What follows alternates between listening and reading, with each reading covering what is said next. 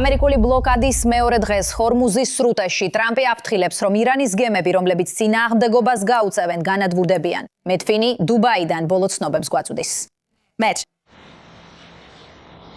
დილამშვიდობის საინსლი. ამ დროისთვის არსებობს სერიოზული ინციდენტების შესახებ ცნობები სპარსეთის ყურეში, სადაც ამერიკული ბლოკადა მიმდინარეობს.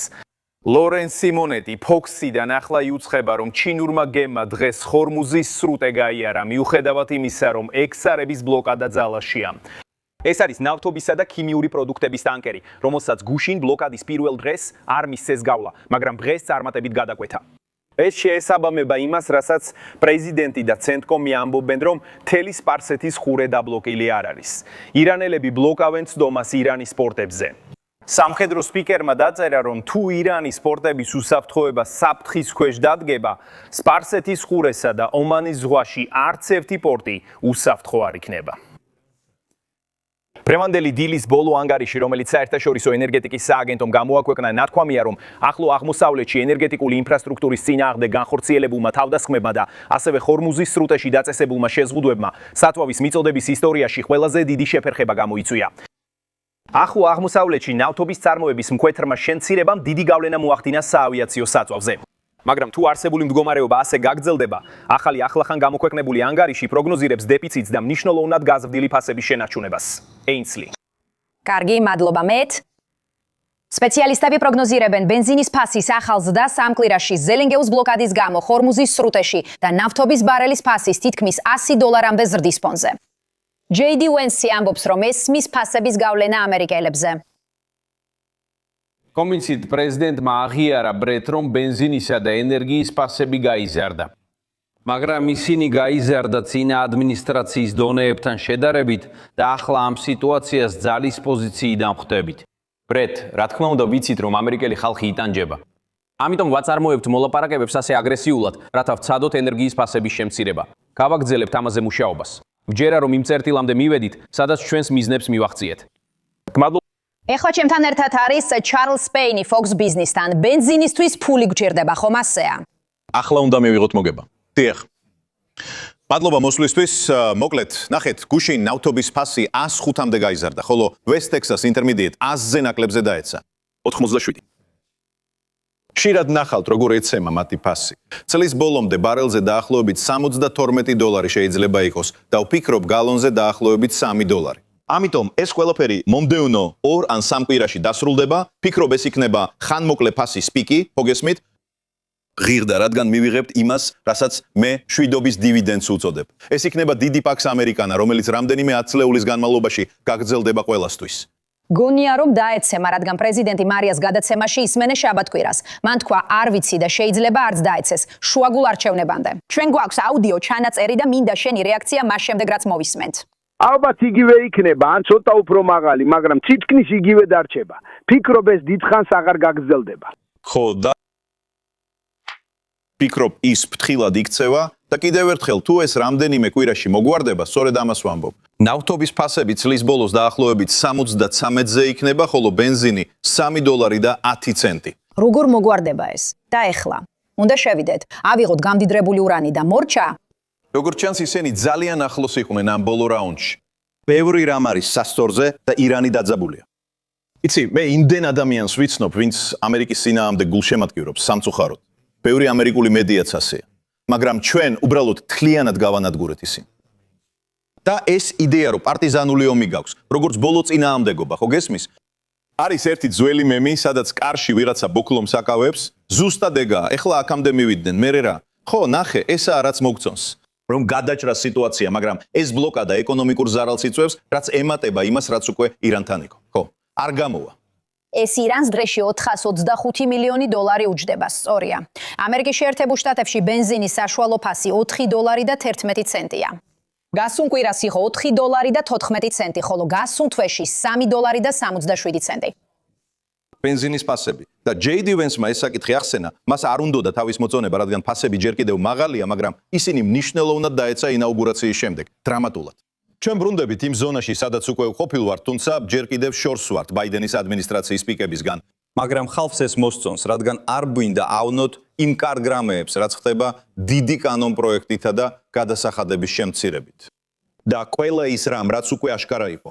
მონაცემები წარმოების სამუშაო ადგილებისა და რელოკაციის შესახებ აჩვენებს დაუძლეველი ეკონომიკის შესახებ, რომლის შეჩერებაც ახლა არ გვინდა. როგორ აისახება ეს ჩვენი საკვების ფასებზე სუპერმარკეტში? დიახ, ნამდვილად აისახება. განსაკუთრებით დიზელის შემთხვევაში, ხო იცი, ის გამოიყენება ნივთების გადასატანად. ვიტყოდი, რომ ერთადერთი დადებითი მხარე ახლა ბუნებრივი გაზია, რომელიც ამერიკული ინდუსტრიისთვის აუცილებელია და ირანთან კონფლიქტის შემდეგ 20%-ით გაიაფდა. ასე რომ ყველა ეს მონაცემთა ცენტრი და ყველა ეს ქარხანა, რომლებიც ავაშენეთ ეკონომიკის გასაძლიერებლად, შეიძლება არ იყოს ბცხინვალე, მაგრამ ძალიან ძლიერია. კარგი, და თქვენ საჯარო შეხვედრას აწყობთ. დიახ, Fox Business. ვერ ვითმენ, ხვალ სივრცეს ეხება და დრო უკეთესი ვერ იქნებოდა, ხომ ასეა? ცხადია არტემისი და გვაქვს SpaceX-ის IPO. არის სახელმწიფო. მე მიყვარს სივრცე, იცით? ალბათ თქვენც გაიზარდეთ სივრცის სიყვარულით, ხომ ასეა? ის ფული, რაც ახლა კეთდება, მე გავაკეთე ისე, რომ ხალხს მეტი ფული ეშოვა ჩემს ცხოვრებაში გასულ წელს და მგონია, რომ წელს ამასაც გადავაჭარბებ. უკვე იმ იდეებით, რომლებიც გაუზიარეთ ჩემს საკუთარ გამომწერებს ჩემს ბიზნესში პროგრამაზე და მე ვილაპარაკებ იმაზე თუ როგორ ვაპირებთ ბევრი ფულის შოვნას. კოსმოსში მომდევნო 1-5 წლის განმავლობაში. ეს იქნება აბსოლუტურად ფენომენალური. კი, მე მომიწევს ყურება. გაგართობს, ამდენიმე საინტერესო რამეც იქნება, ეს კარგია. რაც ყველაზე ახალია შესაძლო მოლაპარაკებებთან დაკავშირებით ხუთშაბათს, ეს საკმაოდ ხანგრძლივი ვალდებულებაა. შენ როგორ ფიქრობ, ტრეი, ვიცე-პრეზიდენტი კიდევ ერთხელ იმოგზაურებდა იქ, თუ რაიმე ხელშესახები არ იქნებოდა, ან თუ მან ამაზე არ ისაუბრა ახლა და იქამდე? ჩვენ არ ვიცით, მაგრამ ვიცით, რომ შეერთებულმა შტატებმა იცის, როგორაც წარმოებენ ირანელები მოლაპარაკებებს და როგორც გვეუბნებიან, არ დაუშვებენ იმავე შეცდომებს, რაც წინა მთავრობებმა დაუშვეს, როცა ირანელებს მისცეს საშუალება გაეწელათ ეს მოლაპარაკებები. ტრამპის მთავრობის წითელი ხაზები ძალიან ნათელია. თავარია ისინი არასოდეს დაუშვებენ, რომ ირანმა ბირთვული იარაღი შეიმუშაოს, უზრუნველყოფენ, რომ ისინი არ გაამდიდრებენ ურანს და არ შეინახავენ მარაგებს მიწის ქვეშ, ოპერაცია შუა ღამის ჩაქუჩის შემდეგ. გარდა ამისა, სხვა საკითხებიც არსებობს, მათ შორის ირანის მხარდაჭერა რეგიონული დაჯგუფებებისთვის, როგორიცაა ჰუთები და ჰეზბოლა მის მზარდ ბალისტიკურ სარაკეტო პროგრამასთან ერთად. დაიმახსოვრეთ, ირანელებს ოპერაცია ეპიკური რისხვის შემდეგ აღარ აქვთ გავლენა. შეერთებულმა შტატებმა სერიოზულად შეამცირა მათი სარაკეტო და დრონების წარმოება. რეჟიმის ხელმძღვანელობა განადგურებულია და მათი საზღვაო ძალები ძირითადად ზღვის ფსკერზეა, რაც ირანელებს ძალიან ცოტა არჩევანს უტოვებს. ამიტომ პრეზიდენტს უჭირავს მთავარი ბერკეტები არა მხოლოდ ბრძოლის ველზე, არამედ მომავალში ნებისმიერ მოლაპარაკებებში, რომლებიც შეიძლება გაიმართოს შეერთებულ შტატებსა და ირანს შორის. კარგი, ტრეი, ვიცე-პრეზიდენტმა გუშინ ბრედ ბაიერთან ინტერვიუში თქვა, რომ მას ისეთი შტაბეჭდილება დარჩა, თითქოს მოლაპარაკებებში მონაწილე ხალხს თეირანში გარკვეული საკითხებისთვის დამტკიცება სჭირდებოდა. ეს ირანის რეჟიმის არაორგანიზებულობას აჩვენებს. მათ არ აქვთ შესაძლებლობა, რომ დაუკავშირდნენ IRGC-ის ბევრ საველე ოფიცერს, რადგან საკომუნიკაციო სისტემები ოპერაცია ეპიკური რისხვის დროს სამიზნე გახდა. ჩვენ ჯერ არ გვინახავს ირანის ახალი უმაღლესი ლიდერის მოსტაბა ხამენეის ფოტოები ან ვიდეოები, რაც მიუთითებს, რომ ის შეიძლება სერიოზულად დაშავდა ასე შეშუსა და ისრაელის თავდასხმების შემდეგ. ეს აჩვენებს ირანის რეჟიმის უუნარობას შიდა კომუნიკაციაში და იმ საჭიროებას, რომ ამ ოფიცრებმა დაბრუნდნენ დედაქალაქში. obterem respostas a essas questões. კიდევ ერთხელ ტრამპის მთავრობამ გაავლო წითელი ხაზები. თუ ირანელები შეეცდებიან მოლაპარაკებებზე დაბრუნებას ბირთვული პროგრამის ან რეგიონული ჯგუფების მხარდაჭერის შენარჩუნებით, ძალიან რთული იქნება შეთანხმების მიღწევა. პრეზიდენტმა ტრამპმა ირანელებს ზეთისხილის რტო შესთავაზა და არჩევანს აძლევს განსაკუთრებით გამდიდრებული ურანის საკითხში. ან მოლაპარაკების მაგიდაზე უარს იტყვიან ურანზე, ან მათ წაართმევენ მას. რაც საოცარია, მათი საჰაერო ძალები დაინგრა და საზღვაო ფლოტი ჩაიძირა. ლიდერები მოკვდნენ და ეკონომიკა დაინგრა, მაგრამ ისინი ჯერ კიდევ არ არიან მზად მოლაპარაკებისთვის. დიახ, და ირანის ეკონომიკაში ჯერ კიდევ ოპერაცია ეპიკური რისხვა დაწყებამდე უკვე განიხილავდნენ დედაქალაქის თეირანიდან გადატანას წყლის მიწოდების ნაკლებობის გამო. გახსოვდეთ, 10,000-ობით ადამიანი იყო ქუჩებში წლის დასაწყისში ირანში მძიმე ეკონომიკური კრიზისის წინააღმდეგ საპროტესტოდ. რეგიონალური დაზვერვის უწყებები აფასებენ, რომ ამ კონფლიქტის შედეგად მილიარდობით დოლარი დაიკარგა. ისინი განადგურებულები არიან როგორც ბრძოლის ველზე, ასევე ეკონომიკაში. ენერგეტიკული პროგრამის ერთადერთი დარჩენილი ბარათი ამერიკის შეერთებული შტატებისა და ისრაელის სამიზნეა. იმ შემთხვევაში, თუ ირანელები შეთანხმებას არ დათანხმდებიან. ამიტომ უნდა გავაანალიზოთ ირანის რეჟიმის მდგომარეობა. ისინი ამ ომში ამერიკის შეერთებულ შტატებთან უკვე უიმედო ეკონომიკური მდგომარეობით შევიდნენ. როგორ დაარყა ამ თავდასხმებმა რეჟიმის გულს არა მხოლოდ ოფიციალურ პირებს, არამედ საბანკო სისტემასა და იმ სამხედრო ელიტასაც, რომელსაც ეს ფული ინარჩუნებდა.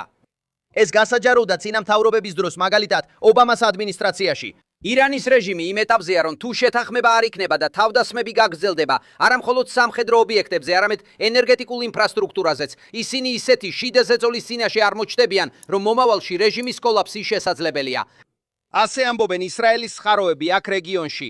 მაგრამ მოლაპარაკებების მაგიდაზე ირანელებს აქვთ არჩევანი, ან ისინი უარს იტყვიან ბირთვულ პროგრამაზე, ან ეს ომი განახლდება. დიახ, ეს მარტივია, მათ არ შეასრულეს შეთანხმება და გახსნეს სრუტე. ნაკადი მცირე იყო, მაგრამ ახლა ის დაბლოკილია. დიდი მადლობა, ტრეი.